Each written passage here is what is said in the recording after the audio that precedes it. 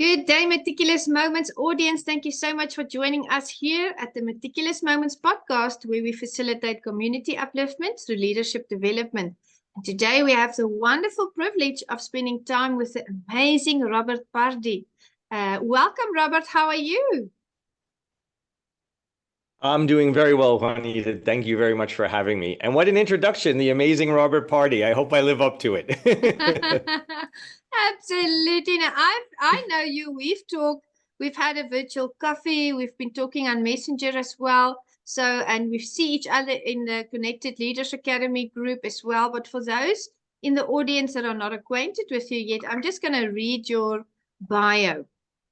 Robert Pardi is one of those rare individuals who embraces change and lives by a philosophy he calls possibility in action.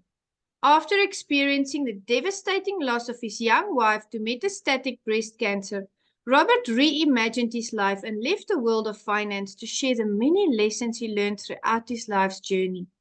Those lessons included intentionally crafting the next chapter of his life by dismantling limiting beliefs, interrupting habitual thinking, understanding the story he wanted to look back on, and realizing that taking chances is where all our power lies. He knows firsthand how overwhelming it can be to face adversity and uncertainty, but he also knows the power of taking small steps towards big goals. As a possibility coach, Robert is committed to helping people bring desired possibilities into their reality. He acts as a catalyst to break people out of habitual living and consciously craft their life to live an elevated life experience through personal growth retreats, workshops, and individual coaching. He's also a three-time author, well-known international keynote speaker, and adjunct professor. He believes that personal growth is a lifelong journey and that we all have the potential to create the life we truly want. He's known for saying, possibilities exist all around us, but without action they remain in the land of wishing. You can read more about Robert and his work at www.robertpardi.com. Robert, my goodness, we are in good leadership hands today. And, I just want to ask you, if you had to describe yourself in a sentence or two, how would you do that? Oh, that's a great question. So if I had to define myself, I would say that I am someone that is motivated by change and looking for continued new experiences. That's beautiful. Absolutely. And that's the part of the growth that comes out there, really chasing those possibilities. And how do we know what we are capable of if we don't try? I know Wayne Gretzky Exactly. said, our famous hockey player from America said, you miss 100% of the shots that you don't take. And I absolutely love that quote, because if we don't try, how will we know? Now, I want to ask you, let's start with your history. You went through a Sure. tragic time in your life. I would like for you to explain to the audience what happened and how has that shaped you into the person that you are today? Sure. That is a beautiful question, because what I would love everyone listening to think about is, you have to think about who you are, where you are in your life, and if you love yourself. Yeah. Because if you do, then you have to thank everything that has happened in the past. So I am so blessed to be on the journey I am, that I don't look back, let's say, in anger. Yes. But I'm actually going to back you all the way up to my childhood, because I grew up with an abusive alcoholic father. And that is really where I learned resilience. I didn't have the words for it, of course, as a child, right? But I learned resilience. I learned about grit. I learned about uncertainty. I learned about having to create a plan to get out of a situation that I couldn't necessarily control. What I Yeah. could control was the forward movement. I couldn't control what was happening. So at a certain age, I finally did defend myself, because I got old enough to be big enough to defend myself. Yeah. And my dad was a typical bully. So from that moment, nothing happened. And my idea as a child, because I grew up with Dynasty and Dallas and Ronald Reagan and Gordon Gekko and Wall Street. So in my mind, Yeah. money was going to be the saving grace. That Yeah. was what I needed to do to change my life. So I didn't pursue investment banking as a passion. I was good at math, but it was more money is what makes life wonderful from my child's point of view. Worldview. So I then in university met the most amazing woman. She was a young woman at the time. She was 17, I was 19, and we immediately fell in love. Yeah. And literally at the height of our everything, we got married very young. I was 23, she was 21. Yes. At the pinnacle. So I had just graduated Columbia University. I was recruited by the Abu Dhabi Investment Authority, and I was the youngest senior portfolio manager they had ever hired. My wife was in the MD PhD program at Mount Sinai. She was just completing her PhD, and she was diagnosed with late stage breast cancer. And this was right before her 31st birthday. Oh, no. So, of course, that was a huge shift, right? That's one of those tectonic shifts in our life. Yeah. And my wife and I we did really have an amazing relationship, and we were great communicators. She really wanted just to be a patient, even though she was studying to be a doctor. And so she asked me to be the person that spoke to the doctors. Yeah. So for the longest time, she did not know the size of her tumor. She did not know the lymph nodes, the number of lymph nodes. She didn't know anything about her state of being. She just knew she had cancer and wanted to deal with it. Other than that, she didn't want to know anything. So as I played that buffer and I realized that the cancer was spreading, I decided to leave my career. And at that time, I had co-founded a private equity company in Dubai because it gave me the flexibility of going back and forth, and I could spend more time with her. Yeah. But then I just decided to leave everything. And I did not need to be her caregiver because she was self-sufficient, really. But I wanted her to achieve her dreams. And Yes. with metastatic breast cancer, she became the founding director of palliative care at New York Hospital. Fantastic. And what I realized, that it's just absolutely incredible how it all unfolded. She was getting chemo every other Friday for 11 years. She never stopped chemo. Yeah. She went through a stem cell transplant. She had a radical mastectomy, and then she had the bilateral, plastic surgery and all kinds of other stuff. Liver, we had to remove part of her liver, all this stuff, but she became the founding director of palliative care. Yeah. And what I realized is the role I played was I inadvertently became her life coach, even though I was an investment banker. Yeah.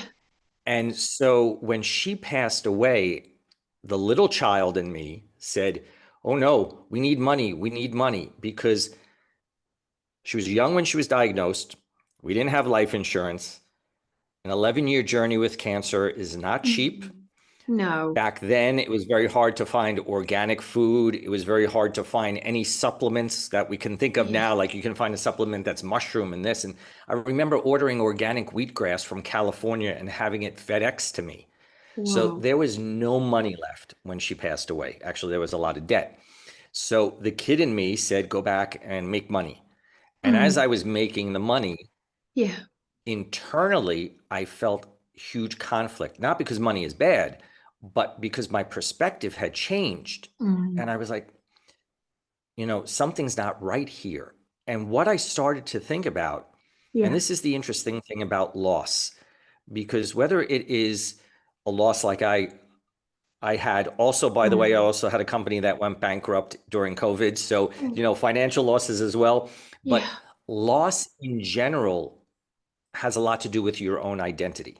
Yes. When That's you true. suffer loss, you lose part of your identity. The world doesn't feel safe. And so as I was reconstructing myself, and I say all the time that when we suffer a big loss, that creates rubble. And it's for us to look at that rubble Yeah. and create a mosaic. That's it. That's our role at that time. Pick up those pieces. And what happens is During loss, you fall apart. Mm. Our role is to fall back together, whole but different, Yeah. And so I was putting those pieces together. I was thinking of, well, what's the story I want to look back on when I'm on my deathbed? What do I want to look at? The word try before.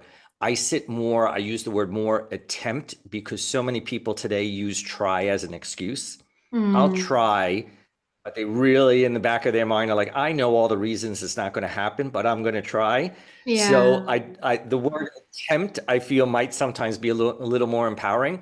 So I said, well, I want to attempt to live this incredible adventure.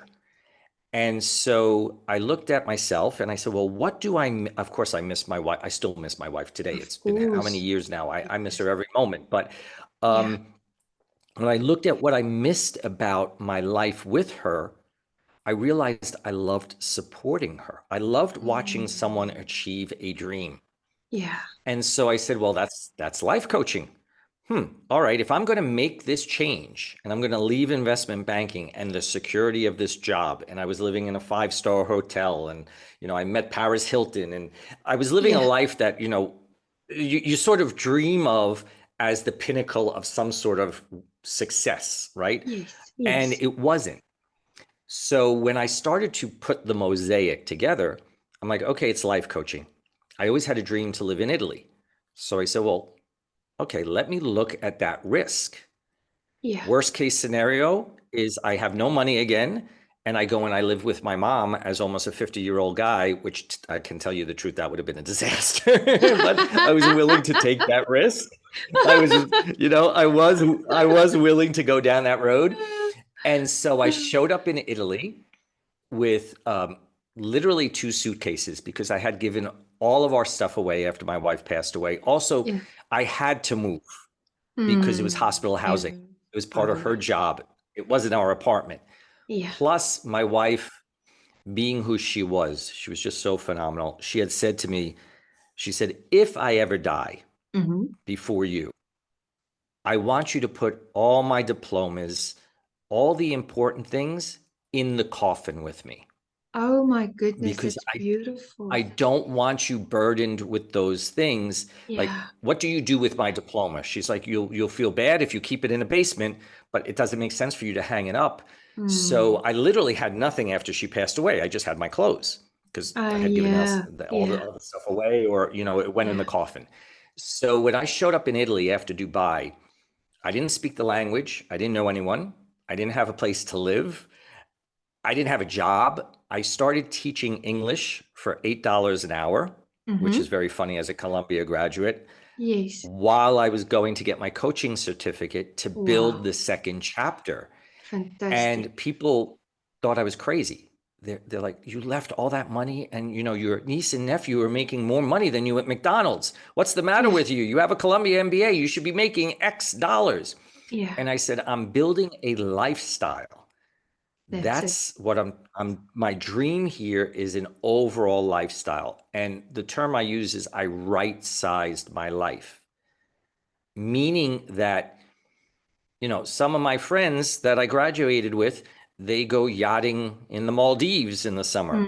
Well, you know what? I don't make that money to go yachting in the Maldives, but I'm living exactly what I want. I live in a small little town in the middle of Italy. There's 900 people. I have a castle in my backyard. I live in a national park. I'm doing the work I love, but the investment, and anyone listening, I want you to think of what's happening in your life right now. Think of the difference between investment and sacrifice. Yes. That $8 an hour teaching English was an investment in my future. It wasn't a sacrifice. Yes. Eating pasta every night. Well, Italy, the pasta is amazing, right? The pizza is amazing, so you're not going to complain. But, if you eat a piece of pizza every night for, a month, somebody could say, well, that's a sacrifice. But no, that was an investment in making sure I had the time, the money, the resources, and everything else to build possibility in action. Which, funny enough, that term, I've been writing in a journal for as long as I could remember. That was the kid in me. Yeah. That was the alter ego to my father. My dad was the example of what I didn't want to be. That's it. Yeah. And it's so funny how things have changed, right? And I sound like I'm really dating myself, but when I think of Yeah. Instagram and Facebook, and you know me, I'm like, I don't know how to use Facebook. You and I have been trying to message Yeah. each other, and I'm like, I don't use Facebook, but we've fallen into this idea of comparison. And comparison comes from lack. We're Mm. not in that state of admiration. My Mm. father was the person I did not admire. So as a Yes. kid, I started reading books. Now, yes, at that point in time, the Republican Party was a lot different, but, Ronald Reagan to me was somebody to admire. He was a role model. Other Mm-hmm. people were a role model. I looked at things and said, okay, who are the role models I can aspire to be? Yeah. And in admiration, in aspiration, there's power because it's not Yes. coming from lack. Yeah. Comparison is corrosive. We're comparing ourselves to people and we feel like we don't have what we need or should have. And so part of this, that's a long answer to say that I think Yeah. what's so important is when you're building your story, you're building an identity and build that That's true. identity that you admire. Take the pieces from all those people you admire. CLA is a great organization because there are so many people that are so inspiring and there are so many different things from everybody that you say, I really admire the way that person handles that situation or overcame that difficulty or built this. And those Yeah. are things we can learn. Those are That's things we can true. put into practice. That's true. I So agree. Yeah. yeah. So Wonderful. that's how sort of I got to Italy. And I mean, you are in the heart of Italy. It's a beautiful, beautiful place. You're living your dream. A few things came, into my mind as you were articulating that. And the first thing, just to start, like at the end of, we'll work our way back, is, when we compare ourselves, we're actually competing with other people. And I always say to people, when you compare, you compete, and that's not a good strategy to use because we are all different. We are all in a different mind space. We all have different worldviews and destinies and dreams. And it's actually silly to compare yourself with someone else because their life story is not your life story. We have all of these Yes. resources in and outside of ourselves that we can use and really form and shape our destiny and our life. The power is within us to do so. And I was thinking, I was on a talk show the other day. I was on the other side of the interview. I was the guest. And for the first time ever, someone asked me, what is your definition of success? And no one had ever asked me that before. We've talked about the topic of success, but they haven't asked me what's my personal view. And without even thinking, my answer was, when I'm happy, I feel successful. Because if I get up in the morning and I can say, my goodness, it's a beautiful new day. I can do this and this and this, and I can go there and I can plan the next thing. Then I feel happy. I feel successful. I feel empowered because now everything I put Sure. work into is a passion for me. And I think people really miss that point sometimes. They chase, and we've all done that, Robert. We chase the wrong things because we have these world views. And it's only when you start to get to Yes. know yourself that you get to know the world around you and others. And I think that was the process also that you went through. I went through a similar ordeal, and I love the image and the example that you use of the mosaic, because in 2020, my brand's name is Meticulous, and I always call it the 4 M's fell apart. Because of COVID, my ministry fell apart because all the churches closed. We could no longer minister and build relationship. People Sure. moved, people passed away. It was such a life-changing event. My marriage fell apart because the ministry fell apart and for other reasons as well. I almost wasn't able to complete my master's because it was difficult to get to the lecturers. It was difficult to, take everything all online at the same time. And my mom passed away from stage 4 brain cancer. And I call it the 4 M's. And it's ironic because I illustrated that last year. I believe I was I can't remember the name of the show, but they asked me about that. I think it was with Austin J. Haynes at Flashpoint. And I illustrated in that interview how I took those broken pieces, the 4 M's of my life, and I made a new M. And I said I made a mosaic M because I love to do mosaic and art. And when you in our initial virtual coffee mentioned that, I thought, my goodness, how amazing is it that we have similar, experiences, and people can learn from the conversation that we have here, to do that introspection, to see what's really important in life and what makes us happy. And I want to ask you, your business now that you've built, your coaching, what's the main focus? What is it centered around, and what's your approach? Sure. Great question. I think, the 4 M's, it's something that's so powerful when you talked about it. I just want to circle back to the idea of a mosaic, because part of this all came to my mind when I was in a church in Rome. And I remember Oh, looking wow. at the ancient mosaic floor. Oh, And if you look at the individual pieces, they were all cut by hand. mm, So each piece is imperfect, but it was the imperfections that created the depth and the beauty. that's And so it. when you were talking before about getting to know yourself and loving yourself and your unique and your worldview, first of all, a lot of us have absorbed a worldview from other people just because of That's the true. environment where we've never questioned it, right? Bob Yeah. Proctor talks about that all the time in terms of the paradigm. But it's also, we shy away from these ideas of imperfections. But there's no perfect or imperfect, there's just unique. And I like so that. that's part of what I bring to the work I do. The work I do is for someone to recognize that they are unique, their Mm, perspective is unique, what they bring to the world is unique. We are yeah. all content creators at the end of the day. The Yes. example we leave behind of how we lived, those ripple effects, that's true legacy. That is the legacy. And so part of what I work on is getting people to get in touch with who they are internally, what their dream is, what their values are. Then we go very broad and we look at the future, and we look at what would be the story somebody would want to look back on. And Yes. then we Your reverse legacy. engineer Yeah.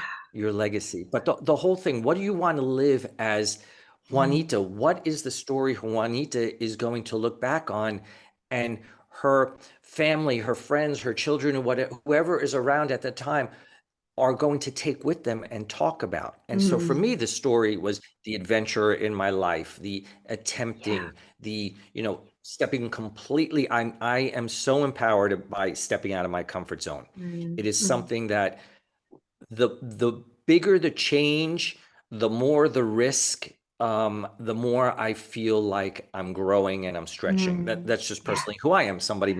There's other people that are not like that. But when you are focused internally on really what makes you you and Mm, what your light is, yeah. then the whole idea, what possibility in action is bringing all the possibilities that you want into your reality so you can shine that light. And I joke all the time. I know it sounds very woo woo when we talk about all this light and stuff like that, but really what I'm talking about is your uniqueness, right? I love that. So Yeah. if you shine your light and the people around you need sunglasses, Yeah. they are not the right people for you. Mm, That's yeah. part of when we craft our story. The people may have to change, the setting may have to change. There's so much discomfort in stepping into that space, and that's why I love the idea of coaching in general, because it's to help people navigate those things. And so possibility in action is that's what it all is. The methodology itself, yes, I could say that, I have this methodology drive, which we start off with discover, and, we go through Mm, validation and execution and all of that. yes. It's fluid. It Mm, really is fluid, and it's understanding, like you said, that definition of success. yeah. For me, success is self-expression. Mm, I feel powerful. that my life will be a success if Yeah. I know I expressed myself, because then I truly existed. Mm. It's that idea of if a Yes. tree falls in the forest and no one is there to hear the noise, did the tree make noise? Well, if we're not showing who we are to the world, Yes. did we really exist while we were here? Yeah, good point. And Good point. so What was the point of it all then? Yeah. Yeah, it could be entrepreneurship. It could be, just being the best cook possible. This gets us all into the idea of purpose, right? And purpose has Yes. become so big, maybe because Oprah talks about purpose all the time. And so we're all supposed to have this big purpose. Purpose could be helping an elderly person across the street. Yeah. It could be simple. It's not, we don't have to be Greta Thunberg, saving the environment. It's Yeah. just making sure that we're in touch with our values. And like Mm. Desiree became my purpose for sure. Yeah. And what I realized, I came up with a definition where I realized, because people ask me all the time, well, if you knew everything that was going on and she wanted you to basically hide it from her, wasn't it heavy for you? Like when I knew the cancer was spreading and so forth. Yeah. And I said, you know what? I realized it was the gift I could give her. So it was Yes. purposeful. And Beautiful. I realized that for me, purpose is when passions come in alignment with your values and you want to give the results away. You're not doing it for a gold star or a pat on the back or to be in the Yeah. news, Yeah. right? Yeah. You're doing it because it's in alignment with you. Yes. And so that to me is when I work with people, I need to understand and get to know them, get to know their values so they can break all the stuff maybe that has been hiding their light, hiding their uniqueness because it was just Breaks learned. through. You Yes. and I and everybody else has practiced the life we have. The way we're living has been practiced day after day after day after day, a lot of times unconsciously. I agree with you completely. And, you talked about alignment. You talked about that light. You talked about energy. And I really just feel, the energy that we put out there. And this is something that we read in different. It's spoken in different ways. It's written in different ways. But really, the energy you put out there is the energy that you attract. And I believe that you work with people that really want to take that jump, that really want to go on that adventure, that really want to try and stretch themselves, their limits, their beliefs, the systems that they grew up with, their worldviews, and they want to change and make a better life for themselves and be happy at the end of the day, doing what they love and loving what they do, as they would say. And energy to me, I had a question the other day in one of the calls, and the question was, what does integrity symbolize to you? And of course, we know the normal definitions of integrity is doing the right. I mean, just going to use a general one, doing the right thing, when people are not watching.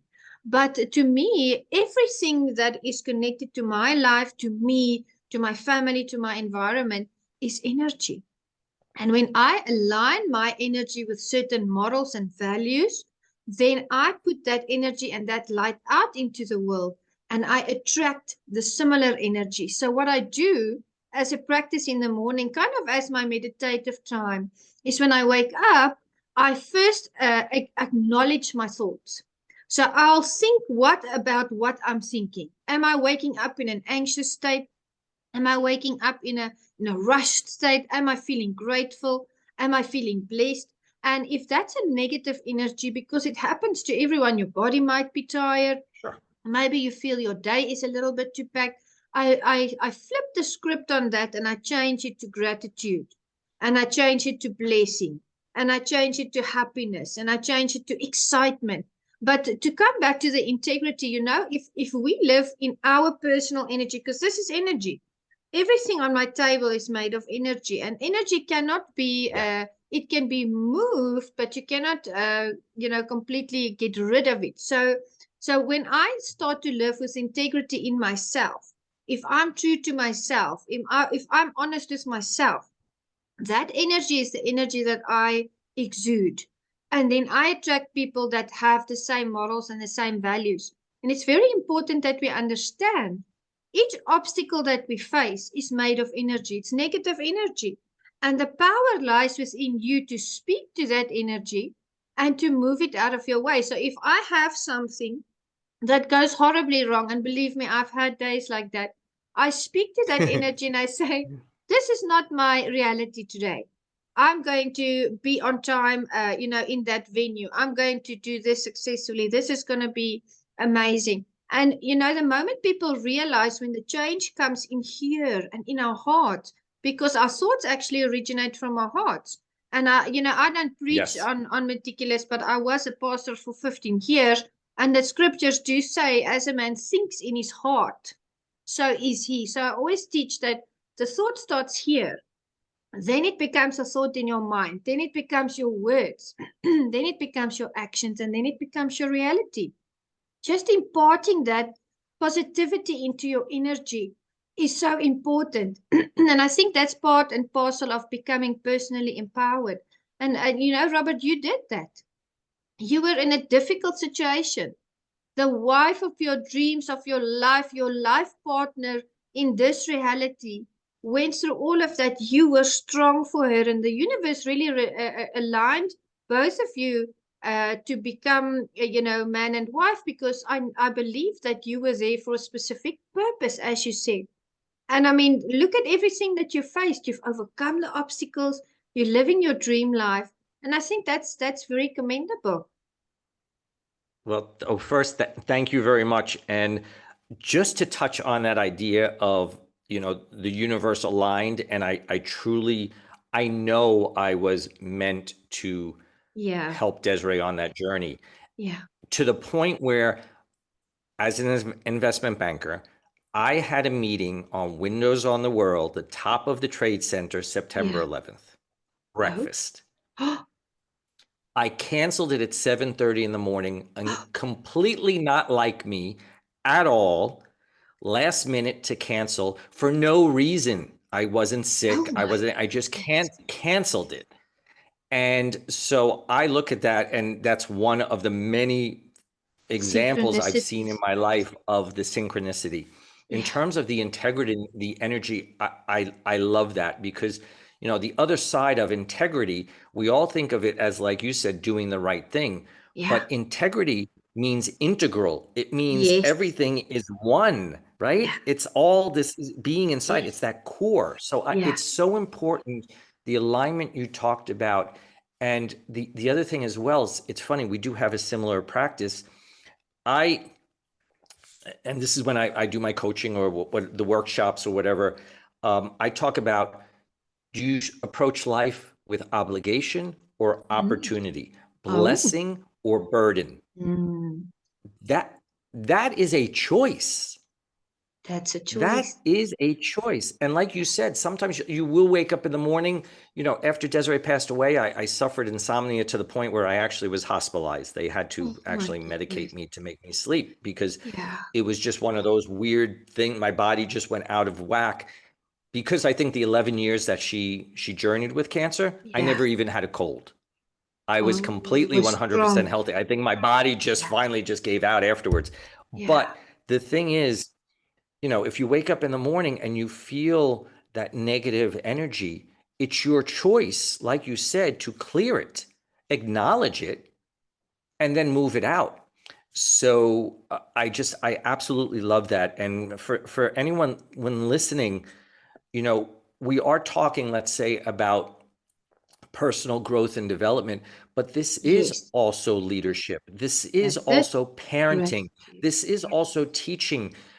The more we learn how to shift that energy, the more we're communicating those possibilities to other people. Mm. And so therefore, like you said, it starts in the heart, and then it becomes the words, and then it becomes actions. Those actions have ripple effects on everybody. So if you They can get do. back to start, like you said, at your heart, and shift that energy, it's a blessing instead of a burden. It's an opportunity instead of an obligation. Yeah. Your day Beautiful. unfolds a lot better. Absolutely, Robert. Absolutely. And my goodness, you and I can talk for hours on end. We've Yes. we've almost come to the close of our session. Thank you so much for blessing us, with your knowledge and your wisdom and experience. And I want to ask you, are there any words of wisdom that you want to leave with the audience that they can really, just take and make it their own and to help them on their life journey? Beautiful question. Thank you for giving me that opportunity. What I would say, and it actually comes from one of my books, and it comes from the experience with Desiree. So we were talking about comparison. We were talking about success. We were talking about all these things. What I want people to think about, and seriously think about it, is that you can only live an extraordinary life when you value the ordinary moments. Oh, that's beautiful. Don't let the ordinary moments pass you by. And that is so beautiful, and I agree with you wholeheartedly, because here at Meticulous Moments, it's all about being in that moment, being present. And I always tell, the audience, and I tell the guests that if we can see the magic and the synchronicities in the small things, my goodness, imagine when the big breakthroughs come and we overcome these big obstacles, So I really appreciate you taking the time to be here with us at the Meticulous Moments podcast. And I want to encourage the audience to follow you, network with you, and cheer you on. And thank you so much just for being an inspiration to us all. Well, thank you, Juanita. This has been absolutely beautiful. Thank you. Thank you, Robert.